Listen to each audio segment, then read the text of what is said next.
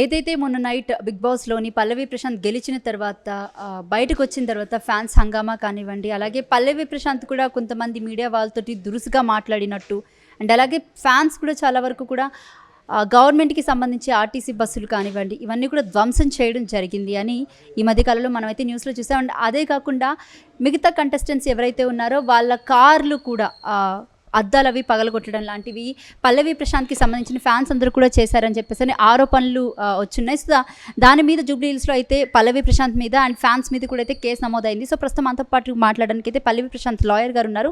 So ఆయన అడిగి తెలుసుకునే ప్రయత్నం చేద్దాము. సార్ నమస్తే. నమస్తే అండి. సార్ చెప్పండి, అసలు అంటే కేసు పెట్టాల్సిన అవసరం ఏముంది? ఇప్పుడు కేసు పెట్టలేనేది ఇంకా అఫీషియల్గా అయితే నిర్ధారణ కాలేదు. ఆయన పేరు ఉందా లేదా, అక్యూజ్డ్ 1, 2, 3 అని ఇట్లా తెలియదు. బట్ కేసు పెట్టిన అనేది మీడియాలో కథనాలు వస్తున్నాయి. మేమైతే వాళ్ళ ఫాదర్ మాకు యాంటిసిపేటరీ బెయిల్ ఏమని వకాలత్ ఇచ్చింది కాబట్టి మేము యాజ్ ఎ ప్రైమ్ ఆఫీసీ సాటిస్ఫాక్షన్ కోసము కంప్లైంట్ అండ్ ఎఫ్ఐఆర్ కోసము జూబ్లీ హిల్స్ పోలీస్ స్టేషన్ వచ్చినాము. వాళ్ళు ఏమంటుందంటే ఓన్లీ ఫ్యామిలీ మెంబర్స్కే ఎఫ్ఐఆర్ కాపీ ఇస్తామని అంటున్నారు కాబట్టి వాళ్ళ ఫ్యామిలీకి ఇంటిమేట్ చేసినాము. వాళ్ళు వచ్చి సాయంత్రం తీసుకుంటారు మ్యాక్సిమం. రైట్. అయితే తన మీద 147, 148, 290, 353, 427 అండ్ 149 ఐపీసీ సెక్షన్స్ కింద అయితే కేసు నమోదు అయ్యింది. సో ఇక్కడ మనం చూసుకున్నట్లయితే కనుక ఈ ఏదైతే ఈ ఎఫ్ఐఆర్ ఉందో అందులో ప్రశాంత్ అండ్ అదర్స్ అని చెప్పేసి మెన్షన్ చేసి ఉంది. సో దీని గురించి మీరు ఇప్పుడు ఈ ఎఫ్ఐఆర్ కాపీ అనేది అఫీషియల్గా మా దగ్గరికి రాలేదు. అఫీషియల్గా వస్తే మేము దాని మీద యాక్షన్స్ తీసుకోవచ్చు. నిజంగా ఒక్కొక్కసారి ఎఫ్ఐఆర్ ఆల్టరేషన్ ఆఫ్ ఎఫ్ఐఆర్ కూడా అవుతుంది. బేస్డ్ ఆన్ ఇన్వెస్టిగేషన్ ఎవిడెన్స్ ప్రకారం ఛార్జ్ షీట్లో కూడా 161 స్టేట్మెంట్స్లో కూడా సెక్షన్స్ యాడ్ అవ్వచ్చు, డెలీట్ అవ్వచ్చు. సో దాన్ని బట్టి మనం ఇంకా అఫీషియల్గా నిర్ధారణ కాలేదు కాబట్టి మ్యాక్సిమం ఇప్పుడు చెప్పిన సెక్షన్స్ అన్ని బెయిలబులే. దానికి భయపడాల్సిన అవసరం ఏం లేదు. ఒకవేళ తప్పు చేసినట్టయితే నాన్ అవైలబుల్ సెక్షన్స్ ఉంటే హైకోర్టులో యాంటిసిపేటరీ బెయిల్ వేసుకుంటాము. ఓకే, మేము మా తరపున ఒకవేళ తప్పు చేసినట్టు నిర్ధారణ అయితే గవర్నమెంట్ ప్లీడర్ గానే అని చెప్తే మేము మా తరపున క్షమాపణ కోరి, తెలియదు కదా ఇదంతా కూడా, ఆయన బిగ్ బాస్ లోపల ఉన్నాడు, బయట ఏం జరుగుతుందో తెలియదు. సో లేదు, ఆయన బయటకు వచ్చిన తర్వాత ఆ రోజు సండే నైట్ గవర్నమెంట్కి సంబంధించిన ఆర్టీసీ బస్సులను కూడా ధ్వంసం చేయడం, అద్దాలు అవి పగలగొట్టడం ఎంతవరకు సమంజసం? ఇప్పుడు అవునండి, నేను ఏమంటున్నానంటే ఇప్పుడు ఈరోజు సలార్ మూవీ రిలీజ్ ఉంది. ఇప్పుడు ప్రభాస్ ఫ్యాన్స్ అందరూ ఆర్టీసీ క్రాస్ రోడ్లో ఒక 8-10 థియేటర్ల ఫైట్స్ నడుస్తుంటాయి డిఫరెంట్ ఫ్యాన్స్ గ్రూప్లలో.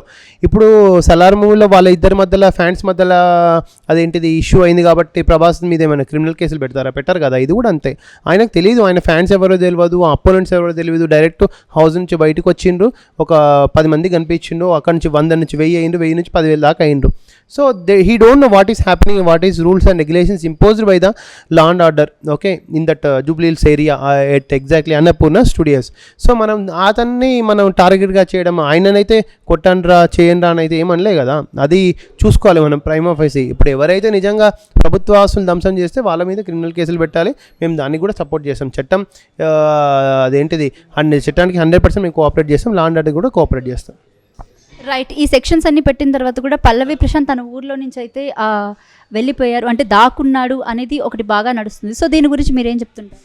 దాక్కున్నాడు అనే బదులు వీ కెన్ అదేంటిది keep a use of word upstanding అని చెప్పుకోవచ్చు. ఒకవేళ యాంటిసిపేటరీ బెయిల్ సెక్షన్స్ అదేంటిది నాన్ బెయిలబుల్ సెక్షన్స్ ఉంటే దాన్ని యాంటిసిపేటరీ బెయిల్ ప్రొసీజరే ఒక 4 to 5 days పోలీస్ వాళ్ళకి అదేంటిది మనం వాళ్ళ ముందుకు రాకుండా హైకోర్టు నుంచి కానీ యాంటిసిపేటరీ బెయిల్ తీసుకుంటే బయటపడే అవకాశం ఉంది. సో అందుకని చెప్పేసి తను అబ్స్కాండ్ అయ్యాడా? అన్ని 100%. ఇప్పుడు ఏం సెక్షన్స్ ఉన్నాయో తెలియదు కదా. ఆ నాన్ బెయిలబుల్ ఉంటే మళ్ళీ ఆయనకు ఇబ్బంది అవుతుంది. నాన్ బెయిలబుల్ ఉంటే ఇట్లా ఆయన భయంతో నేను భయం ఇంకా ఆల్మోస్ట్ అలా ఇప్పుడు భయం.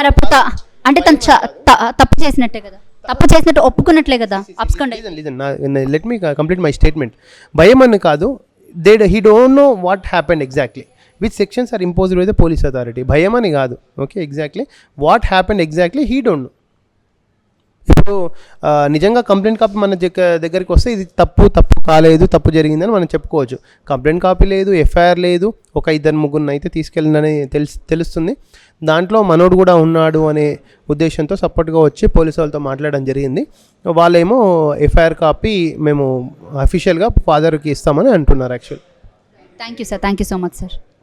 సో ఇది పల్లవి ప్రశాంత్కి సంబంధించి తన లాయర్ అయితే చెప్తున్నాడు, తన భయంతోనే అబ్స్కాండ్ అయ్యాడని కూడా చెప్తున్నారన్నమాట. సో చూడాలి మరి తనకి బెయిల్ వస్తుందో లేదో అనేది అయితే మరిన్ని వివరాలు కొన్ని రోజులైతే తెలుసుకునే ప్రయత్నం చేద్దాము.